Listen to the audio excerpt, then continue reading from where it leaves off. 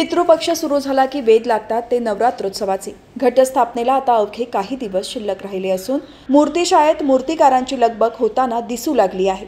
22 September रोजी घरोघरी घटस्थापना होणार असून 9 दिवस दुर्गा कालिका अशा रूपात देवी विराजमान होणार आहेत। यासाठी नवी मुंबईतील मूर्तिशाळेतही मूर्तिकारांची लगबग सुरू झाल्याचे पाहायला मिळत आहे।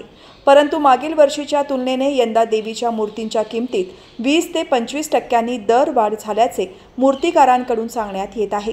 येत्या काही दिवसातच नवरात्रोत्सवाला सुरुवात होणार आहे। शहरातील अनेक भागात मूर्ती बनवण्याचे काम सुरू असून देवीच्या मूर्ती लवकरात लवकर पूर्ण करण्यासाठी आता हे कारागीर अधिक मेहनत घेत आहेत। त्यात पनवेल परिसरातील मूर्तिशाळेतील मूर्तिकार मूर्तीचे दुसऱ्या टप्प्यातील कामात मूर्तीची रंगरंगोटी करण्यात व्यस्त दिसत आहेत। गणेशोत्सवानंतर फार कमी अवधीत देवीच्या मूर्ती घडवायची असते। देवी हे स्त्री रूप असल्याने डोळे, चेहरा, हास्य आदी कामे मूर्तिकारांना बारकाईने करावी लागतात।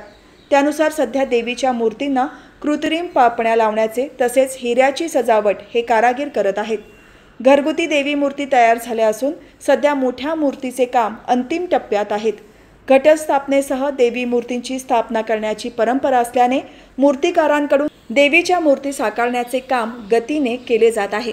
साधारण 8 इंचापासून 12 फुटांपर्यंत देवी मूर्ती साकारण्यात येत आहेत। सप्तशृंगी दुर्गा, रेणुका, महालक्ष्मी, कालिका देवी, महिषासुरनी, माँ वैष्णव देवी, भवानी, एकवीरा माता अशा विविध मूर्ती तयार करण्यात येत आहेत। दुर्गा देवीची सर्वाधिक मागणी असून त्या पाठोपाठ सप्तशृंगी देवी मूर्तीस जास्त मागणी असल्याचे विक्रेत्यांकडून सांगण्यात आले आहे। यंदा मूर्तीच्या किमतीत 20 ते 25% वाढ, मूर्ती तयार करण्यासाठी लागणारे प्लास्टर ऑफ पॅरिस, रंग, नारळाच्या काथ्या, मजुरी आदींमध्ये वाढ झाल्याने यंदा मूर्तीचे भावही 20 ते 25% वाढले आहेत।